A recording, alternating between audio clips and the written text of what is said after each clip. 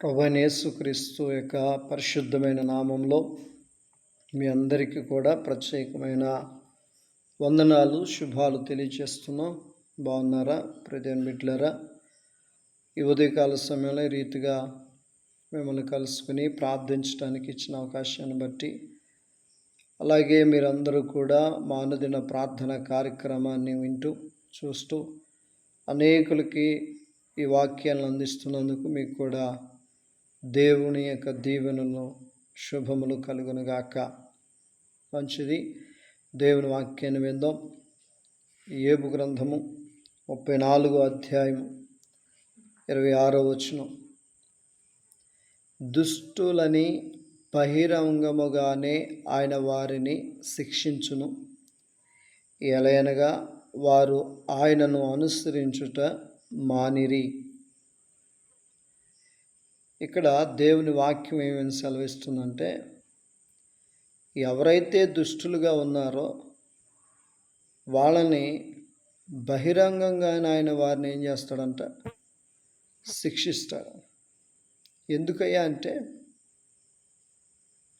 వారు ఆయనను అనుసరించుట మానిరి. ఏం చేశారంట? దేవుణ్ణి అనుసరించుట మానిరి. నీ జీవితంలో నీవు ఒకసారి ఆలోచన చేసుకున్నట్లయితే, దేవుణ్ణి అనుసరించే వ్యక్తిగా ఉన్నావా, ఈ లోకాన్ని అనుసరించేటువంటి వ్యక్తిగా ఉన్నావా? దేవుణ్ణి అనుసరించకపోతే బహిరంగంగానే ఆయన వారిని శిక్షించును అని చెప్తున్నాడు. లోతు భార్య దేవుణ్ణి అనుసరించకుండా వెనక్కి తిరిగింది. దేవుణ్ణి అనుసరించడం అంటే దేవుడు ఆ ప్రాంతాన్ని విడిచి వెళ్ళిపోమన్నాడు. వెళ్ళేటువంటి ఆమె వెనక్కి తిరిగింది. అంటే దేవుణ్ణి అనుసరించట్లా. ఇది నేను చాలామంది బైబిల్ పట్టుకుని మందిరానికి వెళుతున్నారు, కానీ వారి మనస్సులు ఎలా ఉన్నాయంటే వెనుక తిరుగుతున్నాయి. అందుకనే వారి మీదకి శిక్ష వస్తుంది, శ్రమ వస్తుంది, ఇబ్బంది వస్తుంది. దేహాలు మందిరానికి వెళ్తున్నాయి కానీ ఆత్మలు వెనక తిరుగుతున్నాయి, హృదయం వెనక తిరుగుతుంది. కనుక ఈ ఉదయాన్ని మీరు గమనించవలసింది నా ప్రియ దేవుని బిడ్డలారా, దేహములు ఎలాగ మందిరానికి ప్రతి ఆదివారం వెళుతూ ఉన్నాయో, ప్రతి బుధవారం శనివారం, అలాగే ఆత్మ కూడా దేవుని అనుసరించాలి. దేవుని అనుసరిస్తే దేవుడు గొప్ప కార్యం చేస్తాడు. కానీ దేవుని అనుసరించుట మానిరి. అందుకే ఈరోజు చాలా కుటుంబాలు, క్రైస్తవ కుటుంబాలు పతనం అయిపోతున్నాయి. కనుక పతనం అవ్వకుండా ఉండాలంటే, పాడవకుండా ఉండాలంటే మీరు ఎవరిని అనుసరించాలంటే దేవుని అనుసరించి నడవాలి.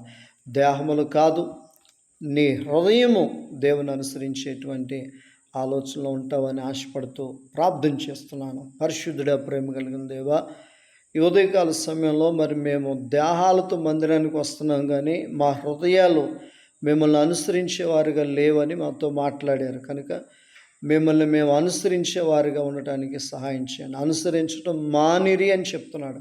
కనుక మేము ఎవరం కూడా అలా ఉండకుండా అనుసరిస్తూ నడుస్తానికి సహాయం చేయండి. కుటుంబాలను, బిడ్డలను ధైర్యపరచండి.